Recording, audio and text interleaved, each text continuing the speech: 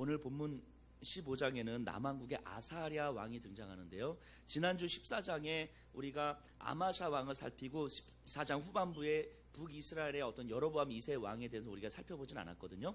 근데 나중에 지나면서 이렇게 좀 보게 될 거여서 이렇게 짧게 언급되는 왕들은 지금 이제 넘어가고 있어요.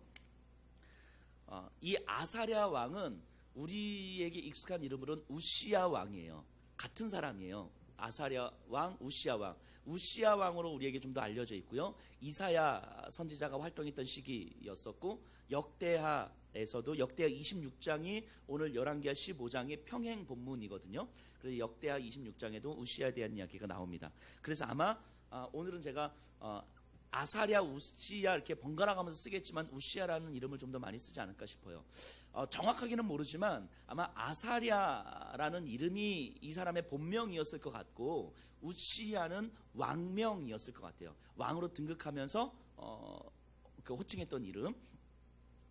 그러니까 우시야는 52년을 다스려요. 16세 때 이제 왕이 돼서요. 그런데 이제 지난 시간에 이제 살펴봤던 것처럼 이게 우시야, 아사랴의 아버지가 아마샤거든요. 근데 이 아마샤는 이렇게 북이스라엘과의 전쟁에서 패하고 잡혀갔다가 다시 풀려나서 왕이 됐는데 리더십은 완전히 꺾였죠. 그래서 리더십이 완전히 꺾인 상태에서 그의 아들 우시야가 이제 왕이 돼서 섭정을 하다가 아마 이제 아마샤가 죽었을 거예요. 근데 우리가 이제 요 흐름 속에서 잠시 하나 생각해봐야 될 문제는 뭐냐면, 이 우시야의 왕 아마샤는 그 반역을 통해서 살해당했어요. 우리가 지난 시간에 살펴봤어요. 근데 또 아마샤의 아버지 이 요아스도 반역을 통해서 살해를 당했어요. 그러니까 우시야의 할아버지 그 아버지가 반역을 통해서 살해를 당했단 말이에요. 근데 상식적으로 한번 생각해 보세요. 반역을 해서 왕을 살해하면 누가 왕이 됩니까, 보통?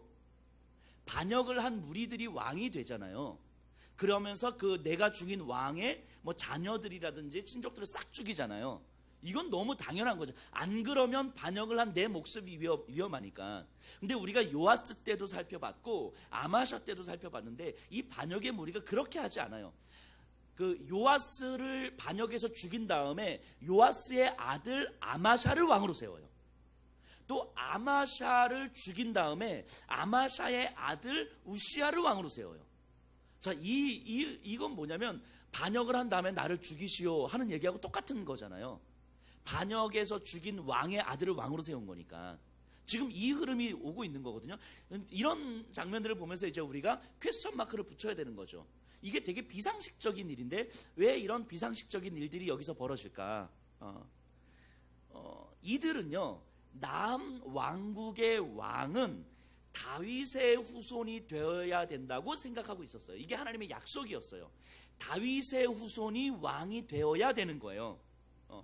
그래서 이들은 어떻게 해서라도 다윗의 후손을 왕으로 세우려고 하는 거죠. 자, 다윗의 후손이라는 의미, 이 말에 담겨져 있는 의미는 뭡니까? 다윗과 같은 왕을 기대하고 있는 거잖아요. 다윗처럼 하나님의 말씀 앞에 서고 이 백성을 사랑하는 이 다윗과 같은 왕을 기대하는 거죠. 그래서 다윗의 후손에서 왕을 세우려고 하는 거예요. 이들에게는 그런 기대감이 있는 거죠. 그래서 이 남유다 왕이 정말 다윗과 같은 왕으로 잘 다스려지기를 기대하는. 그러니까 남왕국에서 이 반역의 무리는 요아스도 아마샤도 어쨌든 아닌 거예요. 그 요아스를 보니까 이 다윗과 같은 왕이 아니거든요. 근데 이대로 가면 안 될 것 같아서 반역을 하고 그리고 그의 아들 아마샤를 왕으로 세우면서 아마샤에게 다윗과 같은 왕을 기대하고 있는 거잖아요. 그런데 또 시간이 지나 보니까 이 아마샤도 아닌 거예요. 이대로 가면 안 될 것 같은 거예요. 이 남유다가 망할 것 같은 거죠. 그래서 그를 살해하고 그의 아들 우시야를 왕으로 세운 거죠. 이제 그만큼 이들에게 있어서는 다윗과 같은 왕을 기대하는, 왕이 다윗 같기를 기대하는 거예요. 그런 간절한 소원들이 있는 거 아니겠습니까? 그만큼 다윗과 같은 왕이 없었다는 이야기죠. 그만큼. 근데 이제 시간이 점점 더 지나면서 이 남왕국에서는 이런 기대감도 점점 사라져가요. 다윗과 같은 왕을 기대하는 모습조차도 이제는 없어져요. 기대감 자체가 없는 것이 사실은 더 큰 비참함일 텐데, 마치 오늘날에 이런 생각이 들어요. 이렇게 워낙 목회자들이, 이 땅에 있는 목회자들이 워낙 크고 작은 사건들을 많이 벌이니까 이제는 뭐 목회자에 대한 기대감도 없고 그냥 내가 하나님을 떠나지만 않으면 되지 뭐, 이런 마음으로 살아가는 이 시대의 그리스도인들이 정말 비참한 거죠. 그런 현실도 비참하고 그런 목회자들도 비참하고 그런 마음으로 살아가는 성도들도 비참하고 다 비참한 거죠. 그래서 정말 이때도 그런 오늘날과 비슷하지 않았을까 하는 생각을 좀 해봅니다. 근데 어쨌든 그런 과정을 통하여서 우시야도 왕으로 세워지는 거예요. 그러니까 우시야 왕도 알았겠죠. 그의 할아버지, 아버지가 살해당했다는 것을. 그리고 자신을 향한 기대감을 충분히 알았을 거예요. 그렇게 해서 어쨌든 왕이 됩니다. 한 52년간 다스리는데요. 이 52년이면 남왕국에서 두 번째로 긴 기간이거든요. 제일 오래된 기간이 므낫세 왕이에요. 그 히스기야의 아들. 제일 나쁜, 남왕국 중에서 제일 나쁜 왕이에요. 그게 제일 나쁜 왕이 제일 길게 다스려요. 이런 것도 희한하죠. 어쨌든 그 다음으로 52년을 다스립니다. 자, 그리고 3절 4절 보세요. 15장 3절 4절. 아사랴가 그의 아버지 아마샤의 모든 행위대로 여호와 보시기에 정직히 행하였으나 오직 산당은 제거하지 아니하였으므로 백성이 여전히 그 산당에서 제사를 드리며 분향하였고. 자, 이 3절 4절을 보면 이제는 이 구절은 남왕국의 왕들에게 후렴구처럼 반복되는 거예요. 말씀에 순종하고 여호와 하나님을 따랐으나 현실의 매우 민감한 부분에 있어서는 자신의 안전을 추구하고 있었던 모습. 이게 이제 산당을 제거하지 않았다라는 거잖아요. 그래서 하나님 앞에 항상 있었고 말씀 앞에 붙들려 순종하고 있었지만 현실에서 나에게 매우 민감하게 작용하는 문제들, 왕의 정치적인 입장에 있어서 굉장히 위협이 될 만한 그런 요소들에 대해서는 놔두고 있는 거죠.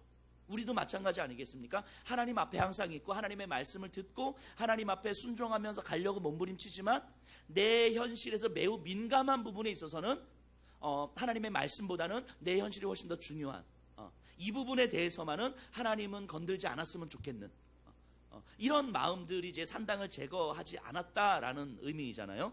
근데 이거는 뭐 이 우시야뿐만이 아니라 이 남왕국의 거의 대부분의 왕들이 이에 해당되는 거예요. 그러니까 후렴구처럼 그냥 반복되는 것 같아요. 근데 여기까지는 이제 뭔가 특별한 게 별로 없어 보여요.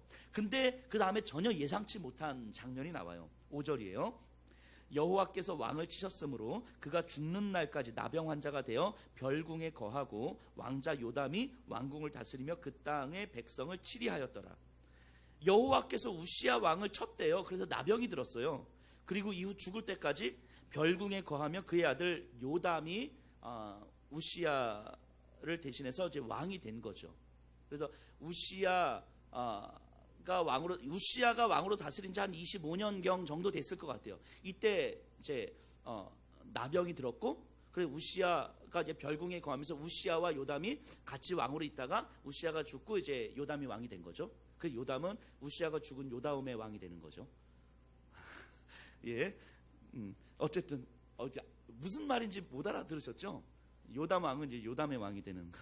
자, 어쨌든 저 나름 되게 고민해서 쓴 유머였었는데 이거 어젯밤에 이거 굉장히 할까 말까 고민했었는데 요담에. 자, 근데 어쨌든 중요한 건 뭐냐면 이 내용이 밑도 끝도 없어요. 밑도 끝도 없이 갑자기 왕이 나병이 들었다고 이야기하는 거예요. 왜 왕이 나병이 들었는지 이런 설명 자체가 없어요.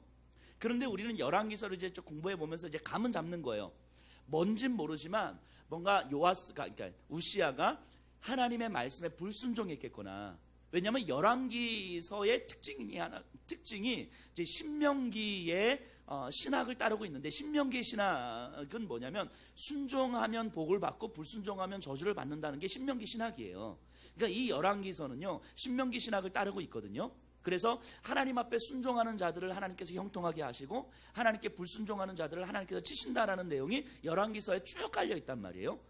그러면 이제 여호와께서 왕을 치셨다라고 했을 때는 뭔진 모르지만 이 우시야가 하나님 앞에서 뭔가 불순종함이 있었겠구나라는 걸 우리가 생각해 볼 수 있겠죠. 그럼 도대체 우시야 왕이 하나님 앞에 어떤 모습이었길래 이게 하나님께서 우시야 왕을 치셨을까? 이제 생각해 봐야 되는데, 이 15장의 평행 본문이 역대하 26장이거든요. 자, 역대하 26장을 한번 가서 볼게요. 26장을 한번 펴보겠습니다.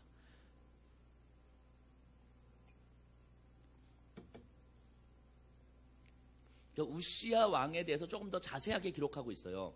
열왕기서에서는 기록하지 않는. 그 우시야 왕이 일단 얼마나 대단한 왕이었는지를 우리가 한번 살펴보려고 그래요. 먼저 26장 5절에 보면요, 하나님의 묵시를 밝히 아는 스가랴가 사는 날에 하나님을 찾았고 그가 여호와를 찾을 동안에는 하나님이 형통하게 하셨더라. 자, 우시야에게는 영적인 지도자가 있었어요. 영적 멘토가 있었어요. 스가랴라 하는. 근데 이 스가랴를 어떻게 표현하냐면 하나님의 묵시를 밝히 아는, 이렇게 표현합니다. 하나님의 묵시라는 말은 우리가 보통 이렇게 설명하면 하나님의 율법을 잘하는, 하나님의 말씀을 듣는, 이렇게 표현하는데, 하나님의 묵시를 밝히 아는 스가랴. 그럼 이 묵시를 강조할 때는 뭔가 의미가 있을 것 같아요. 이 묵시라는 말은요, 단순한 하나님의 말씀, 율법 이런 걸 의미하는 것이 아니라, 이거는 이 묵시는 다른 말로 어떻게 번역이 되냐면 이상, 비전, 이렇게 번역이 돼요. 그러니까 하나님의 이상, 하나님이 이상을 보여주셨더라, 하나님께서 비전을 보여주셨더라 할 때 번역되는 단어예요. 이렇게 이 단어 자체가 그러니까 이 묵시를 밝게 한다라고 하는 것은 뭐냐면 하나님의 말씀을 통해서 하나님께서 원하시는 삶이 무엇인지, 즉 우리 이 우시야 왕과 남유다가 앞으로 어떤 삶을 살아가야 되는지, 우리로 말하면 그 비전을 제시할 수 있었다는 거예요. 그러니까 스가랴는 이 우시야 왕에게 당신이 왕으로서, 또 이 남유다가 여호와의 성전으로서의 나라잖아요. 여호와의 나라로서 앞으로 어떤 삶을 살아가야 되는지, 그래서 이 땅에서 어떤 모습이어야 되는지를 밝히 보여줬다고 이야기하는 거예요. 비전을 이야기했다고 이야기하는 거예요. 그러니까 단순하게 말씀 공부했다 이런 차원이 아닌 거죠. 당신 예배 똑바로 드리십시오 이런 차원이 아니라 하나님의 백성으로서 어떤 비전을 꿈꾸어야 되는지에 대해서 충분하게 이야기를 한 거죠. 남왕국의 비전에 대해서. 그래서 남왕국은 하나님의 성전이 될 것이며, 이로 인해서 열방이 하나님을 알게 될 구체적인 삶에 대한 비전을 제시한 거예요. 잠언 29장 18절에 보면 이렇게 나오죠. 묵시가 없으면 백성이 방자히 행하거니와. 이 똑같은 말이거든요. 묵시가 없으면 백성이 방자히 행하거니와. 이거를 오늘날로 바꿔 이야기하면 비전이 없으면 이 백성이 자기 마음대로 행하거니와 방향 없이 가거니와, 이런 이야기예요. 그러니까 묵시는 방향, 비전을 이야기하는 것이고, 하나님께서 우리에게 방향을 제시하지 않으면 우리가 원하는 방향대로 살아가는데, 이것은 다 욕망 중심적 삶이 될 수밖에 없는 거죠. 그래서 묵시가 없다는 것은 하나님의 비전이 없다는 것이죠. 하나님께서 나를 이 땅에 허락하신 이유가 없으면 백성들은 결국 제멋대로 살아가더라 하는 거예요. 하나님 옆에서 하나님을 이용해서 자기 마음대로 살아가는 거죠. 항상 하나님 옆에 있지만 하나님을 이용해서 자기 마음대로 살아가는, 묵시가 없으면. 그러니까 말씀은 계속 듣는 거예요. 예배는 계속 드리는 거예요. 그런데 방향이 없고 비전이 없으면 이 말씀과 예배를 통해서 하나님을 이용하는 삶을 살더라 하는 거예요.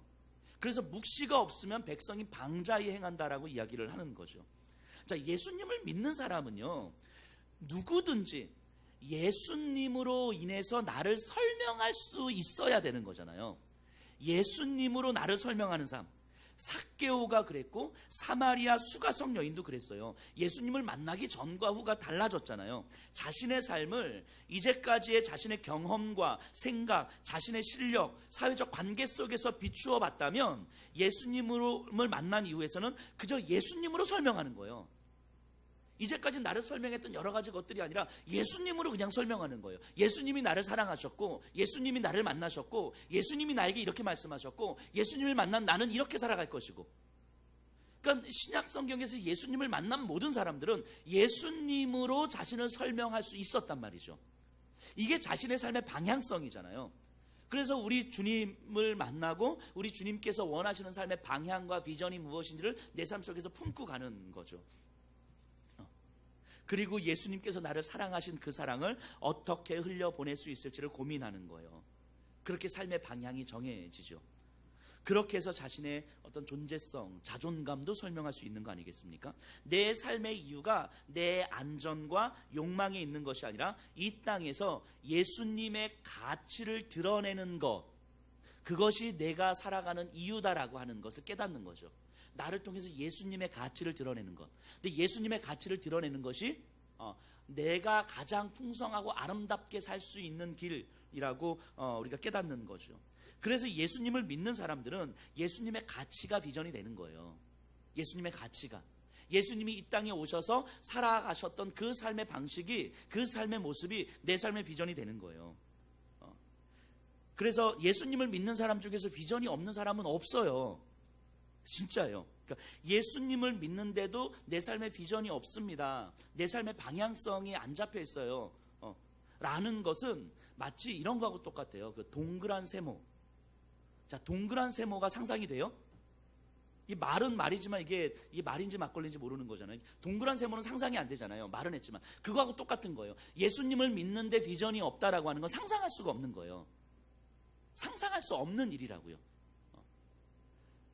이걸 우리가 너무 당연하게 받아들이셔야 되는 거예요. 예수님을 믿는 사람은 예수님의 가치로 내 삶을 설명할 수 있는 것이고, 예수님의 가치를 드러내는 삶이 내 삶의 방향성인 것이고, 예수님의 사랑을 어떻게 흘려보내는 삶을 살아가는가, 이것이 학교든 직장이든 가정이든 지역이든 어디든 내 삶을 통해서 내가 경험한 예수 그리스도의 은혜와 사랑을 어떤 방식으로 흘려갈 것인가, 그 내가 잘할 수 있는 그것을 통하여서 어떻게 나를 통하여서 그 예수 그리스도의 가치가 드러날 것인가, 이것이 우리의 삶의 방향성이 되는 거예요. 그래서 그것을 구체적으로 이루기 위한 우리의 삶의 구체적인 몸부림이 있어야 되는 거잖아요. 근데 예수님을 믿으면서도 이런 삶의 방향성과 비전이 없다는 것은 진짜 상상할 수 없는 일이어야 되는 거예요. 이게 말이 안 되는 거라고요.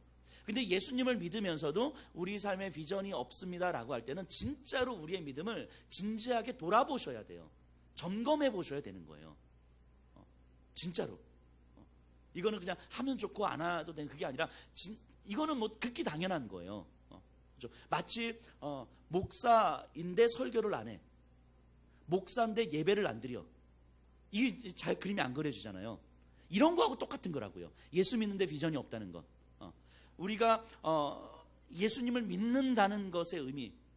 그래서 제가 처음에 우리 예배 드리기 전에 우리 기도했던 것처럼 하나님의 말씀이 내 삶의 문제로 고민이 돼야 돼요. 하나님의 말씀을 듣고 말씀 좋다. 여목사 뭐 좀 말 좀 잘하네. 오늘 좀 내 감동적이었어. 이게 아니고 말씀이 덜 감동적이어도 되고 말씀 들으시면서 막 안 우셔도 돼요.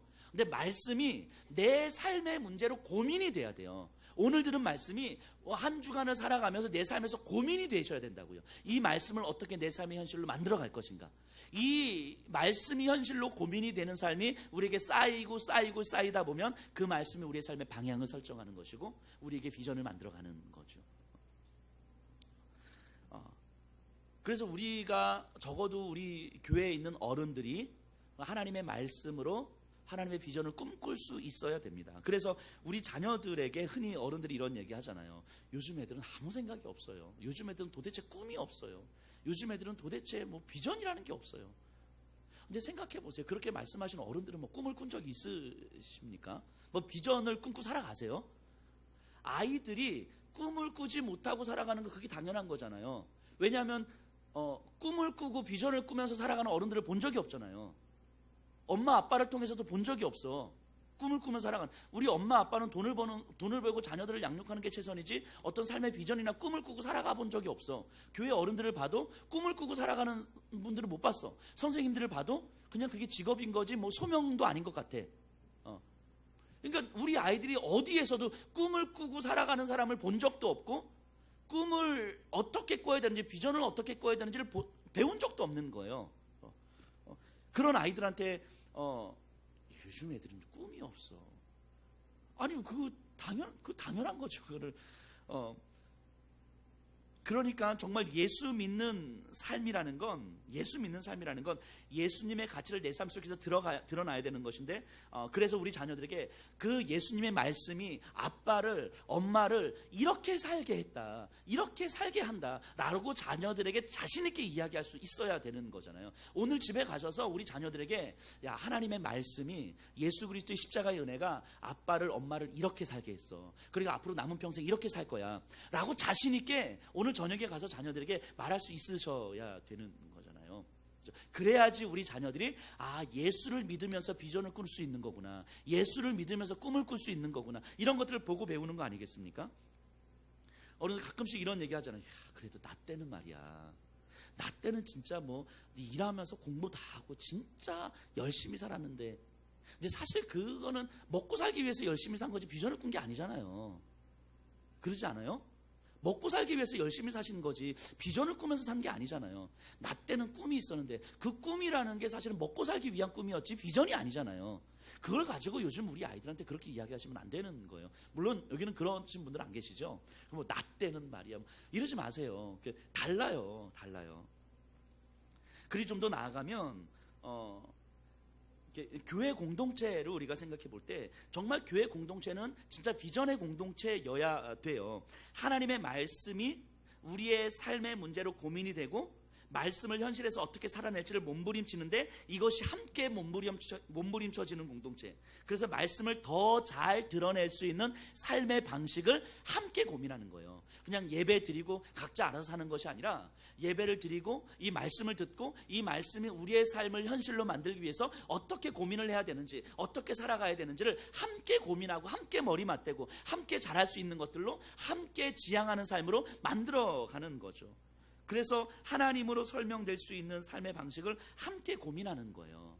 그러니까 성도님들이 이 예배를 드리시면서 그냥 거저 앉아 있으시면 안 되는 거예요. 말씀이 내 삶의, 내 마음을 어떻게 찔러내고 어떻게 내 삶에서 현실이 될지를 진지하게 고민하시면서 들으셔야 되는 거예요. 그 한 목요일쯤 돼서 집사님 이번 주 말씀 어떻게 들으셨어요?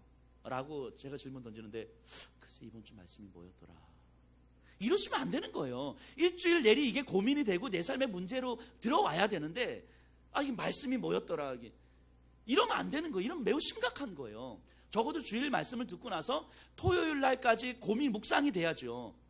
이렇게 말씀을 듣고 묵상하고 왔는데 내가 잘 안 되더라. 이게 또 내일 주시는 말씀을 가지고 또 한 주간을 또 어떻게 몸부림치면 살아갈까, 이렇게 오신 거잖아요. 지난 한 주간을 절대 말씀을 잊어버리거나 내용이 뭔지 기억나지 않거나 뭐 아마샤가 에돔의 신들을 가지고 와서 경배했다는 사실을 잊어버렸다거나 뭐 이러진 않잖아요.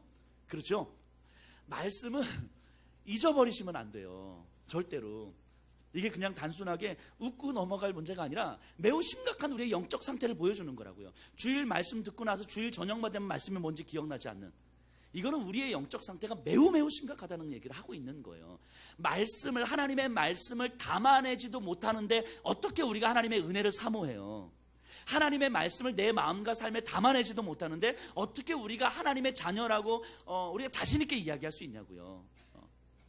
적어도 다른 것은 못하더라도 적어도 이 말씀을 우리의 삶 속에서 담아내고 이 말씀을 가지고 한 주간을 몸부림쳐보고 그리고 이 말씀을 내 현실에서 어떻게 만들어갈 수 있을지를 끊임없이 고민하고 그 고민이 공동체 안에 왔을 때 함께 나누어지고 나는 이런 고민을 했는데 잘 안 되더라, 이렇게 살고 싶은데 잘 안 되더라, 이런 이야기들이 나누어지면서 함께 말씀이 우리의 삶의 현실이 되는 것을 경험하셔야 되는 거잖아요.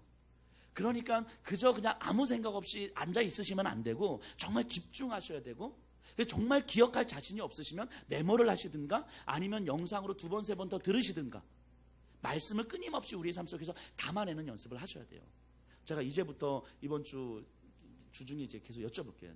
저 갑자기 전화해가지고 집사님 이번 주 말씀 어떻게 들으셨으면 물어볼 거예요. 제가 뭐 이러시면 안 돼요. 자, 교회에서 그래서 이런 모습을 좀 상상해봐요. 이런 모습을 좀 비전 공동체를 어떻게 꿈꿀 것인가. 제가 여러분들한테도 그렇게 말씀드리긴 했지만 정말 이 공동체에서 한 15년 정도 복음으로 충분하게 말씀과 복음으로 충분하게 훈련되고 나서 정말 성도님들 안에서 어떤 비전을 함께 꿈꾸는 거죠. 같이 교회에 왔다가 삶을 각자 살고 노후를 각자 살고 이것이 아니고 정말 예를 들면 어떤 분들은 나는 정말 저 제주도에 가서 정말 그곳에서 정말 하나님 나라의 공동체를 꿈꾸고 여행 오는 사람들에게 진짜 하나님의 말씀을 전하는 그런 삶을 살고 싶다라는 비전을 꿈꾸는, 그 비전을 함께 꿈꿀 수 있는 한 4-5 가정 정도가 모여서 계속해서 말씀으로 준비하고 복음으로 준비하고 마인드를 맞추고 구체적으로 고민을 하고 재정을 좀 함께 모아서 그곳에서 펜션을 좀 하든가 음식점을 좀 내든가 이러면서 그곳에서 4-5 가정 정도가 함께 삶의 마무리를 같이 할 수 있는 비전 공동체를 꿈꾸는 거죠. 그래서 그렇게 모여서 어느 순간 때가 되면 예수평화교회가 그분들을 파송하는 거죠. 제주도로 파송하는 거죠. 또 어떤 분들은 어떤 시골 작은 마을에 마을 공동체를 만들고 싶으신 분들, 그래서 하나님의 영향력을 끼치고 싶으신 분들, 그 말씀 가지고 고민하고 비전을 꿈꾸다가 그렇게 마음을 같이 할 수 있는 사람들이 한 4-5 가정 정도 모이면 그분들하고 같이 구체적으로 고민하고 기도하는 거죠. 그래서 재산을 모으고, 그래서 시골 마을에 가서 마을 도서관도 세우고 마을 어르신들을 위한 어떤 프로그램도 하고 이러면서 그 작은 마을에 하나님 나라의 영향력을 끼칠 수 있는 삶을 살아보는 거죠. 그래서 우리의 노후 삶을 자녀들에게 맡기는 것이 아니라 그런 비전 공동체가 함께 꿈꾸어 가는 거죠. 그래서 서로가 서로를 돌보면서 함께 우리의 남은 삶을 만들어가는 거죠. 그러니까 우리의 남은 삶이라는 게 그냥 그저 열심히 돈 벌고 돈 벌어놓은 거 가지고 좀 더 안락하게 살면서 예배 드리고 교회 봉사 좀 하지, 헌신 좀 하지 이런 정도의 삶이 아니라 우리의 삶 자체가 하나님 나라를 위해서 어떻게 사용될 것인가를 고민하는데, 이것이 한두 사람 한두 가정 가지고는 이게 힘드니까. 근데 그 장을 교회가 제공하고 교회에서 함께 비전을 꿈꿀 수 있는 사람들이 모여서 한 5 가정 정도 모여서 함께 그런 우리의 남은 삶을, 그래 우리의 삶이 1년이 남았든 5년이 남았든 우리의 남은 평생의 삶을 그렇게 하나님 나라를 위해서 한번 사용되어 가는 거죠. 그렇게 하면서 삶을 마무리하면 참 아름답지 않겠습니까? 그래서 어떤 모양이든지 예수님의 가치를 우리의 삶의 가치로 만들 수 있는 비전을 함께 꿈꾸는 이 소그룹 공동체를 상상해 보는 거죠. 여기 계신 분들 중에서 이렇게 한 4-5 가정 정도 모여서 나중에 목사님 저희 남해로 가서 남해에서 게스트하우스 하면서 하나님 나라의 복음을 선포하려고 그럽니다 하면 하면서 이제 파송하는 거죠. 이렇게 아름답지 않겠어요? 이게 저도 마찬가지예요. 저도 그런 꿈을 꿉니다. 저도 예수평화교회 주구장창 눌러 앉아서 은퇴 목사가 돼서도 감나라 배나라 이러면서 나는 무화과가 좋다 이러고 싶지 않은 거죠. 그래서 함께 비전을 꿈꿀 수 있는 사람들과 그 가정들과 함께 모여서 소외된 나라에서 소외된 사람들을 돌보면서 살아갈 것을 소망해요. 그래서 조금 더 일찍 은퇴를 고민하면서, 그래서 저 외국에 어디 좀 소외된 나라들에 가서 함께 이제 삶을 마무리하는 거죠. 그곳에서 그때 함께 가실 수 있는 분들이 함께 가는 거죠. 이렇게 아름다울 것 같아요. 이 비전, 소그룹 비전 공동체라는 게. 근데 이게 교회가 아니고서는 이런 비전 공동체를 꿈꾸는 건 거의 불가능할 것 같아요. 근데 교회에서조차도 이런 비전 공동체를 꿈꿀 수 없다면 우리는 어디에서도 이 시대의 소망을 발견할 수가 없잖아요. 적어도 예수를 믿는 사람들은 우리 남은 평생의 삶 속에서 우리의 삶이 어떻게 하나님 나라의 비전을 꿈꿀 수 있을 것인가, 우리의 삶을 통해서 어떻게 하나님 나라가 이 땅 가운데 펼쳐질 수 있을 것인가를 고민하면서 함께 만들어가는 삶이 우리의 삶이어야 되지 않겠습니까? 자, 우시야에게 스가랴는 그런 하나님의 비전을 제시한 거예요. 충분히. 그래서 하나님의 비전을 꿈꾸는 우시야는 이 남왕국을 그 비전을 향해서 막 만들어갑니다. 그래서 하나님께서 이 남왕국을 형통하게 해주는 거예요. 자, 구체적으로 그러면 어떤 일들이, 우시야가 어떤 꿈들을 꾸고 나갔는지를 26장을 토대로 살펴볼 텐데요. 26장 6절 이하에서 쭉 나오는데 이 6장 이하를 제가 간략하게 한번 설명을 좀 드려볼게요. 먼저 뭘 했냐면요, 이 우시야가요 평생의 대적이었던 블레셋과 전쟁을 합니다. 전쟁을 해서 승리하고 심지어는 블레셋 저 땅 안에 남왕국의 성읍을 세워요. 다른 나라에 자신의 성읍을 세워요. 그 나라를 이제 다스리고 있다는 이야기잖아요. 또 암몬 사람들은 남왕국의 조공을 바치기도 하고요. 자, 26장 8절 가서 보세요. 암몬 사람들이 우시야에게 조공을 바치매 우시야가 매우 강성하여 이름이 애굽 변방까지 펴졌더라. 자, 우시아의 이름이 강성하여지면서 우시아의 이름이 애굽 변방까지 퍼진 거예요. 그러니까 이 주변의 나라들에게 우시아의 이름이 막 알려지고 있는 거예요. 강성해서. 자, 누가 떠오릅니까? 누가 떠올라요? 다윗이죠. 다윗과 솔로몬이죠.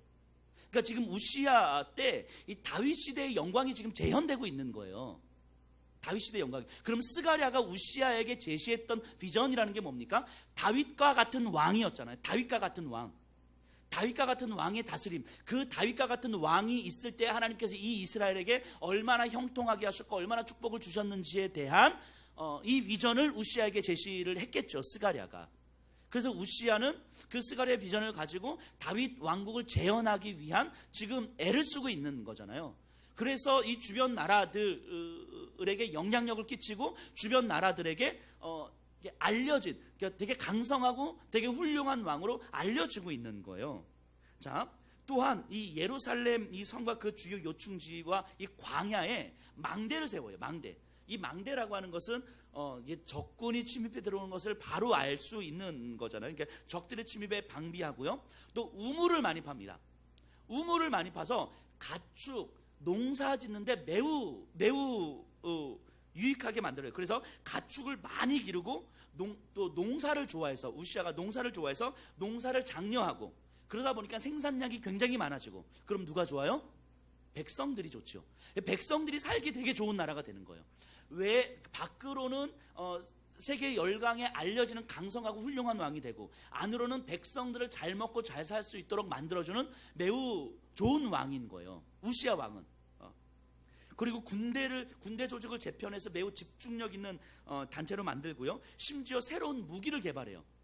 이게 우리로 치면 이제 투석기 같은 거. 투석기라든지 화살인데 되게 큰 화살을 길게 날리는 거 있잖아요. 사람이 쏘는 것보다. 이런 것들을 개발합니다. 무기를 개발해요. 그러니까 전쟁에 있어서도 굉장히 탁월했죠. 굉장히 똑똑했을 것이고 또 굉장히 능력이 있었을 것이고 또 그만큼 백성들을 사랑했어요. 우시아는.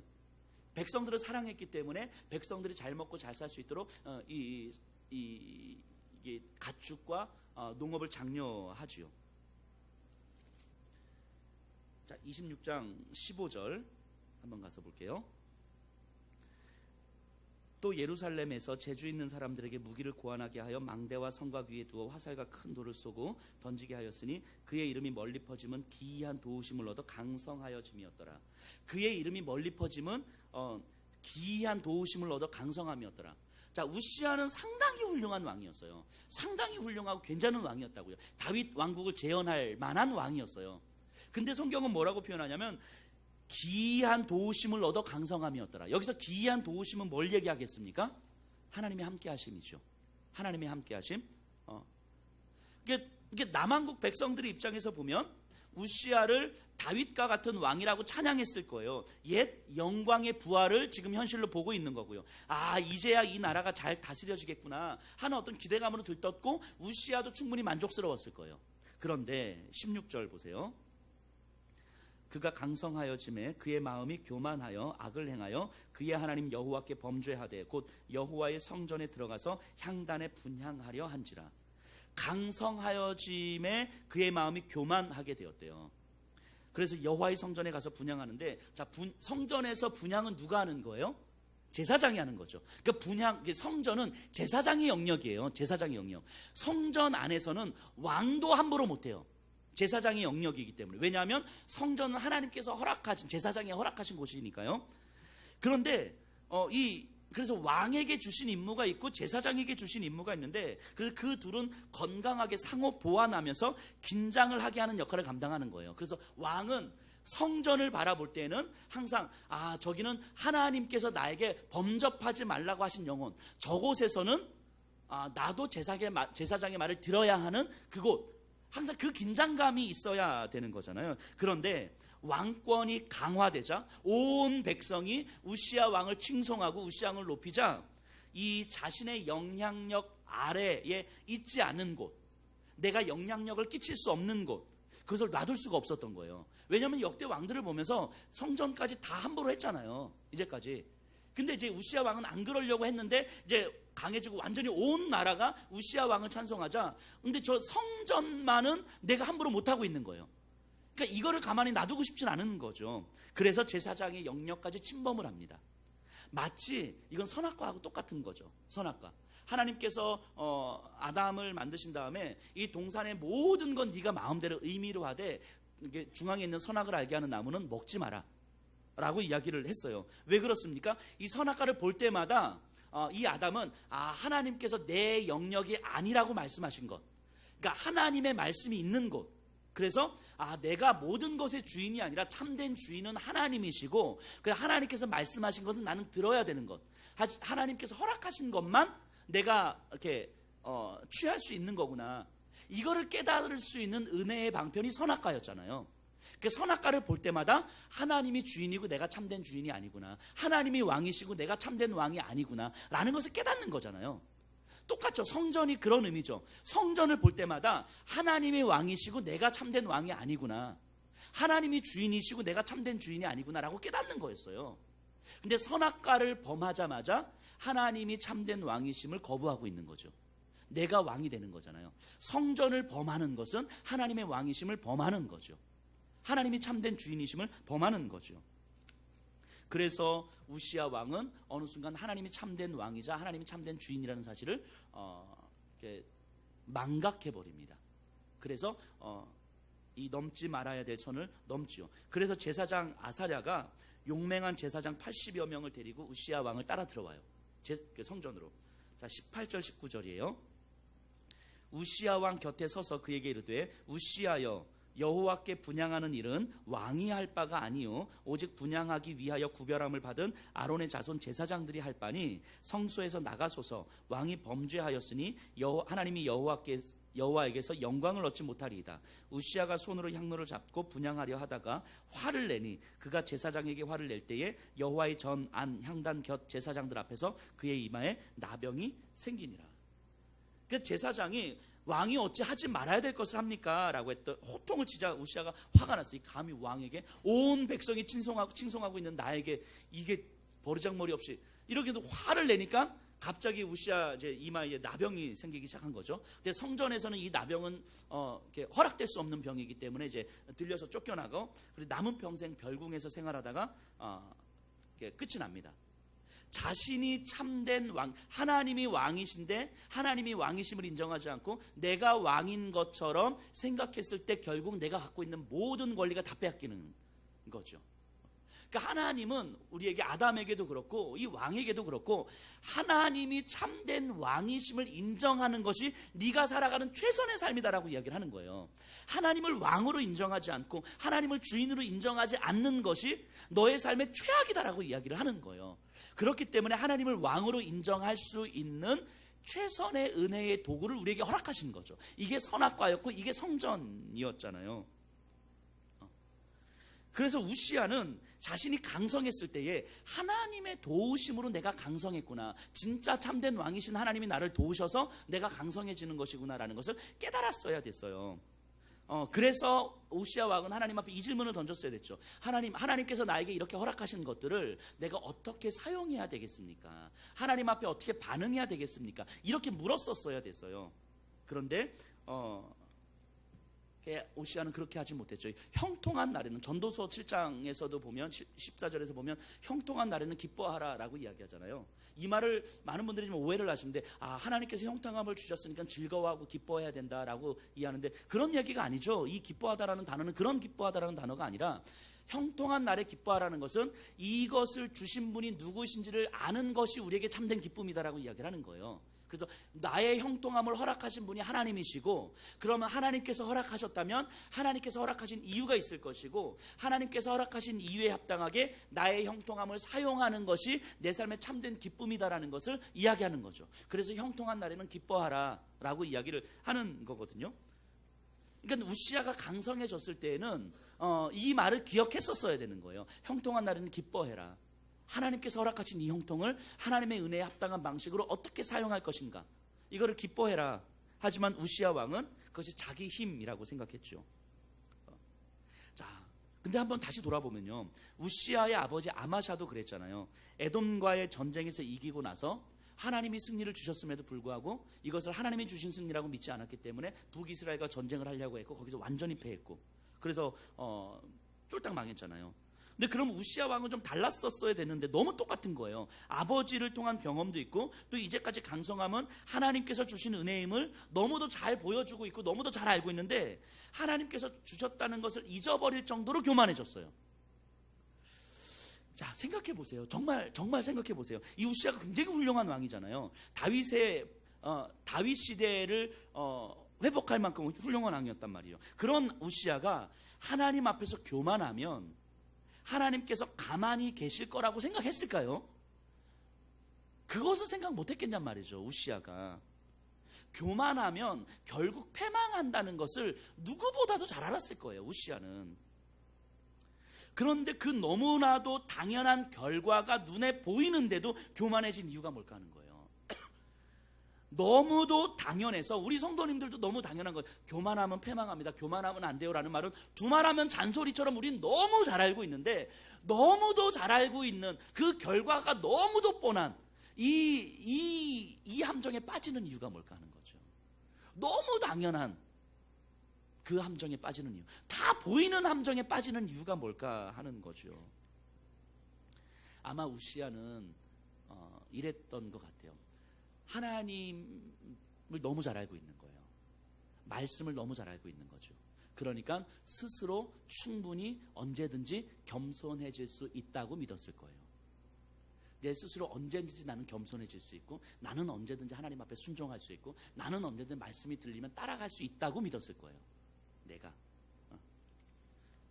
충분히 하나님의 말씀을 잘 알고 잘 듣고 또 말씀을 잘 따라 살고 있기 때문에 언제든지 나는 순종할 준비가 되어 있어라는 자기 판단이 교만이라는 함정에 빠지게 만드는 거죠.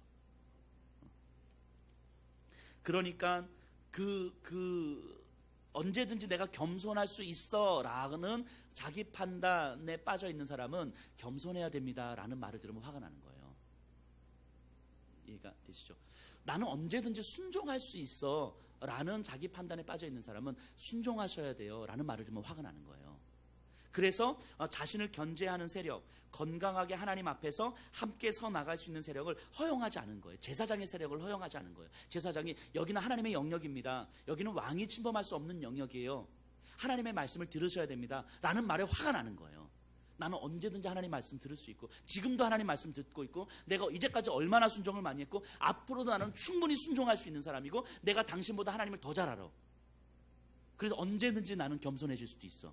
하나님 죽으라고 하면 나는 죽을 수도 있어 라고 하는 자기 판단이 이 우시야를 교만하게 만든 거죠.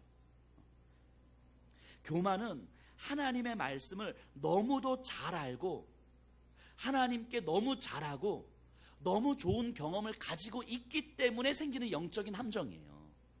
말씀을 너무 잘 알고 있기 때문에 빠지는 영적 함정이죠. 하나님에 대한 어떤 좋은 경험을 가지고 있기 때문에 빠지는 영적 함정이죠. 지금도 하나님을 향해서 내가 뭔가를 열심히 많이 하고 있기 때문에 빠지는 영적 함정인 거죠.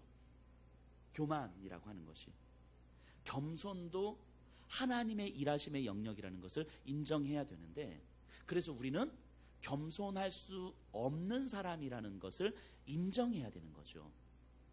우리는 겸손할 수 있는 사람이 아니에요. 이 참된 겸손이라는 게 뭡니까? 참된 겸손. 내 자아가 죽는 거잖아요. 그 제가 농담 반 진담 반으로 이런 얘기하는데 이 말에 상처받지 마세요. 우리는요 엄밀하게 말하면 상처받을 자격도 없는 사람이잖아요. 상처를 받는다는 것이 내 자아가 살아있다는 이야기고, 그죠? 그래서 물론 이게 안 되니까 그래서 우리가 누군가한테 상처 주고 나서 당신이 상처받는 건 당신이 문제 이러시면 안 돼요. 그래서 근데 어쨌든 내 자아가 완전히 죽는 게 겸손인데 이거는 불가능한 거거든요. 그래서 겸손은 내가 할 수 있는 게 아니야. 하나님께서 하시는 거죠. 그 오늘날 살아가는 우리에게도 이 우시야가 빠진 이 영적인 함정들, 이 성전을 바라보면서도 나는 얼마든지 하나님의 임재를 경험할 수 있고 하나님의 말씀을 들을 수 있고 그 하나님 앞에 순종할 수 있다고 생각하는 자기 판단의 그 교만이라는 함정. 그래서 성전을 성전으로 바라보지 못하는 거죠. 그냥 성전을 성전으로 바라보고 하나님의 영역이라고 인정을 해야 되는데 그걸 바라보지 못하는 거예요. 왜냐하면 자기 판단 안에 갇혀 있으니까. 근데 우리에게도 설악가와 성전과 같은 은혜의 방편이 우리에게 주어졌죠. 그게 무엇입니까? 십자가죠. 십자가. 예수님의 십자가. 십자가는 오로지 하나님의 은혜의 영역이에요. 그래서 십자가의 은혜가 아니면 우리가 결코 살 수 없다는 것을 항상 기억해야만 하는 거예요. 십자가는요, 우리가 침범할 수 있는 영역이 아니라고요. 십자가를 바라보면서 오직 하나님만이 하시는, 하나님이 참된 왕이시고 하나님이 참된 주인이시고 그 십자가 앞에서 나는 하나님의 말씀을 듣는 존재라는 것. 하나님은 우시아 왕처럼 우리를 왕같은 제사장으로 세워주셔서 이 땅을 다스리는, 하나님의 말씀으로 다스리는 위치로 세워주셨는데 참된 왕은 하나님이시구나라는 것을 깨달을 수 있는 은혜의 방편이 십자가였다고요. 근데 어느 순간 우리가 십자가를 망각해버리면, 십자가의 은혜를 망각해버리면 어느 순간 우리는 십자가를 침범하는 거예요. 내 열심으로 십자가의 은혜를 메꿀 수 있다고 생각하는 거죠. 내 열정과 내 헌신과 내 순종으로 십자가의 은혜를 채울 수 있다고 생각하는 거죠. 그러니까 내가 뭔가 열심히 하면 내 믿음이 좋을 거라고 생각하는 거죠. 내가 애를 쓰면 진짜 내 믿음이 성장할 거라고 생각하는 거죠. 이게 십자가를 망각하는 거죠. 성전을 침범하는 우시아인 거죠. 나의 열심과 경험과 지식으로 십자가의 은혜를 채울 수 있다고 생각하는 것 자체가 교만이죠. 왜냐하면 언제든지 나는 열심을 내고 언제든지 하나님 앞에 순종할 준비가 되어 있고 언제든지 말씀을 들을 준비가 되어 있고 언제든지 시키는 걸 할 준비가 되어 있다는 자기 판단이 우리를 교만하게 만드는 거죠. 십자가의 은혜라는 건 뭡니까? 십자가를 묵상한다는 건 뭐예요? 그 십자가가 아니었으면 나는 살 수도 없는 존재였고, 그 십자가 위에서 흘리신 예수 그리스도의 피가 아니면 나는 여전히 죄의 문제가 해결되지 않은 채 여전히 죽음 가운데 어둠 가운데 살아갈 수밖에 없는 존재였고, 근데 그 십자가의 피로 말미암아 나에게 새로운 예수 그리스도의 생명이 주어져서 그 생명으로 살게 된 내가 그저 이 생명을 주신 그분에게 감격하고 생명을 주신 그분에게 감사하고 이 생명을 주시기 위해서 피 흘리신 예수 그리스도의 그 죽음 앞에서 끊임없이 죄송하고 아파하고, 그래서 주님이 죽으신 그 십자가의 피, 그로 인하여 살아난 내가 어떻게 주님을 위해서 내 자신을 버릴 수 있겠습니까? 어떻게 주님을 위해서 내 경험을 내려놓을 수 있겠습니까? 어떻게 주님을 위해서 내 삶의 한 걸음을 내디딜 수 있겠습니까? 이 한 걸음이 내 욕망을 위한 한 걸음입니까? 주님의 십자가를 위한 한 걸음입니까? 이것이 내 안전을 위한 한 걸음입니까? 예수님의 가치를 드러내기 위한 한 걸음입니까? 내 삶의 방향을 통하여서 나에게 유익이 되는 삶입니까? 아니면 나를 통해서 내 주변에 다른 사람들이 유익을 얻는 삶입니까? 내 이름이 드러나지 않더라도, 사람들이 나를 무시하고 멸시하더라도 그럼에도 불구하고 나를 통해서 누군가가 살 수 있다면 기꺼이 그 길을 걸어갈 준비가 하나님 나에게 되어 있습니까? 이 질문을 끊임없이 던지는 것이 십자가의 은혜 앞에 서는 거잖아요. 그래서 내 삶이 오직 십자가의 은혜로, 예수님의 은혜로만 설명되어지는 삶을 살게 되는 거죠. 십자가의 은혜를 묵상하지 못한 채 열심을 내는 삶, 십자가의 은혜 앞에서 내가 정말 아무것도 아님을 고백하고 오직 나의 나 된 것은 하나님의 은혜로 된 것이라는 고백을 하지 않은 채 내 열심과 내 열정을 다해서 뭔가 이렇게 막 에너지를 막 쏟아가지고 살아가는 그런 삶이 사실은 우시아와 똑같은 삶인 거죠. 우시아의 모습인 거죠.